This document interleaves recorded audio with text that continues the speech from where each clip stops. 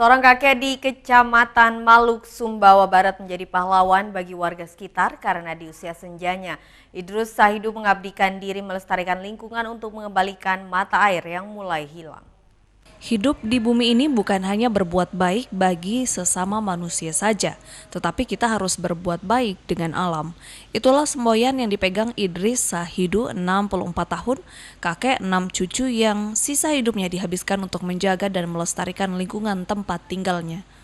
Di usianya yang mulai senja, Idrus Sahidu menghabiskan hari-harinya untuk menjaga dan melindungi sejumlah mata air yang ada di sekitar tempat tinggalnya. Bersama istri tercintanya Hanisyah 62 tahun, Idrus Sahidu yang oleh warga sekitar akrab dipanggil ayah tanpa merasa lelah hari-harinya berjalan mengelilingi hutan dengan membawa beberapa bibit pohon beringin yang sebelumnya dibudidaya sendiri di halaman rumahnya. Kakek ini memasuki kawasan hutan untuk menanam pohon di sekitar areal mata air. Menjaga mata air dan menanam pohon ia lakukan secara sukarela tanpa pamrih. Terkadang warga sekitar beranggapan dirinya kurang waras. Walaupun mendapat cemooh, Idrus Sahidu tetap saja memasuki hutan dan melakukan penanaman pohon sesuai niatnya untuk tetap menjaga mata air yang sangat dibutuhkan oleh makhluk hidup.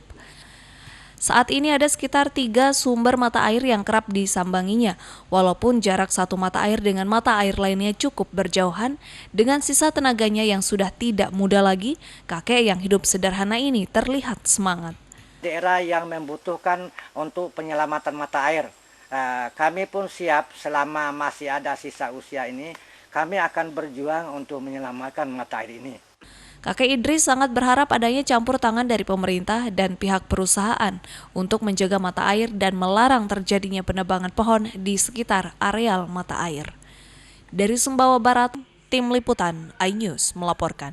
Kita beralih ke informasi lainnya, siswa Sekolah Menengah Negeri 1 Lingsar, Kabupaten Lombok Barat, ciptakan mobil tenaga surya.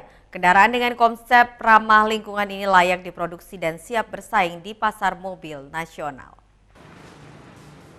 Teknologi ramah lingkungan saat ini memang sedang berkembang dan menjadi tren yang mengusung produk yang bersahabat dengan alam.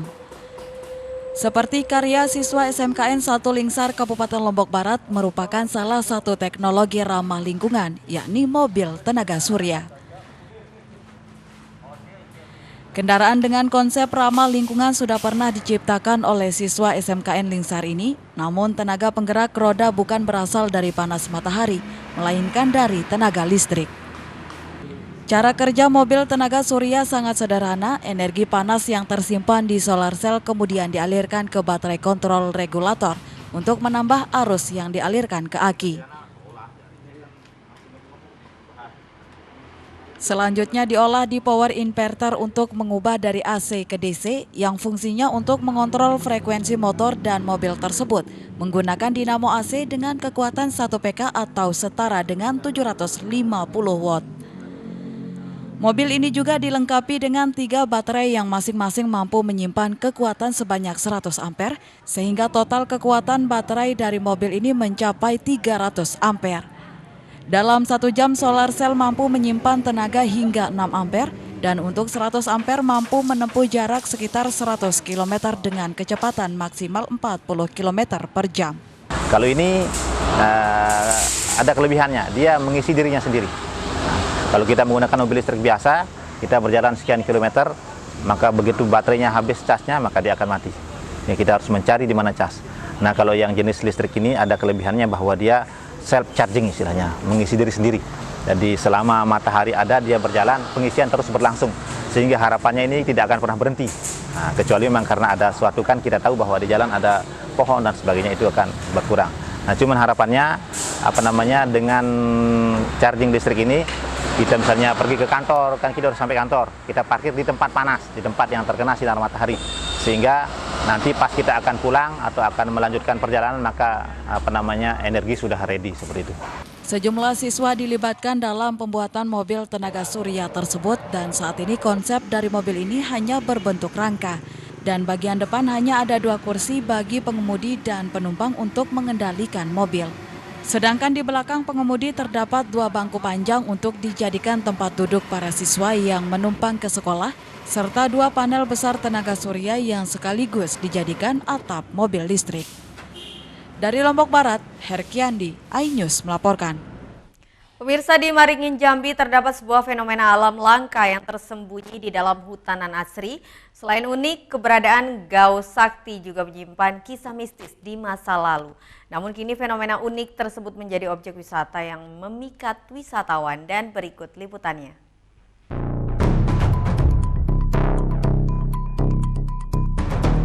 Geosite tujuan kami berada di Desa Renah Kemumu, Kecamatan Jangkat. Namun untuk menuju ke lokasi, kami harus melewati jalur yang cukup sulit dan harus ekstra hati-hati. Bang, ini kita lewatin jembatan ini nih, muat nih. Yakin, aman ya Bang ya? Aman. Hati-hati ya Bang. Jadi menuju ke sana saya harus ngelewatin jembatan. Buat saya sih ini kecil banget. Terus bawahnya sungai, harusnya deras. Dan ini jembatannya dari kayu gitu. Tapi katanya ya muat sih.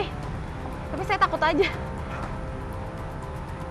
Ini kanan kirinya udah langsung mepet banget. Bisa aman.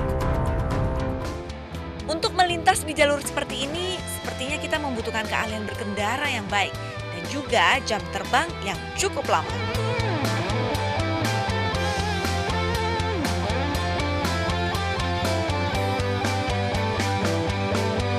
Setelah menempuh waktu sekitar 3 jam berkendara, saya pun harus melanjutkan perjalanan dengan berjalan kaki. Makasih ya Bang. Ya. Saya udah hampir sampai di lokasi, tapi dari sini saya masih harus melanjutkan trekking beberapa menit lagi. Di area pintu masuk geosite, pepohonan rindang dan udara yang sejuk menyambut saya. Riak suara air pun terdengar cukup jelas. Setelah menempuh perjalanan yang sulit, panjang, dan agak menegangkan, akhirnya saya sampai di salah satu geosite yang dimiliki oleh Geopark Nasional Merangin, yaitu Grau Sakti. Grau Sakti merupakan sungai yang memiliki sumber air panas di beberapa titik. Air panas yang dikeluarkan kemudian bercampur dengan air sejuk yang mengalir di sungai. Grau Sakti memiliki 4 titik semburan dan salah satunya bisa menyemburkan air panas hingga setinggi 15 meter jika dikendalikan oleh pawangnya. Grau Sakti merupakan hasil magmatik gunung api yang menghasilkan sumber panas bumi di Merangin. Suhu air panas yang keluar dari Grau Sakti dapat mencapai 100 derajat Celcius. Berdasarkan hasil penelitian yang dilakukan oleh Dinas ESDM Merangin, energi panas bumi yang dihasilkan Grau Sakti mampu menerangi seluruh provinsi Jambi dan sekitarnya.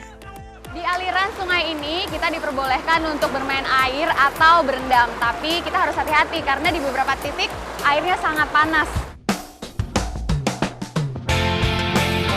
Rasa lelah setelah melewati perjalanan yang cukup menantang hilang seketika saat saya merasakan hangatnya air Grau Sakti, ditambah pemandangan yang memanjakan mata.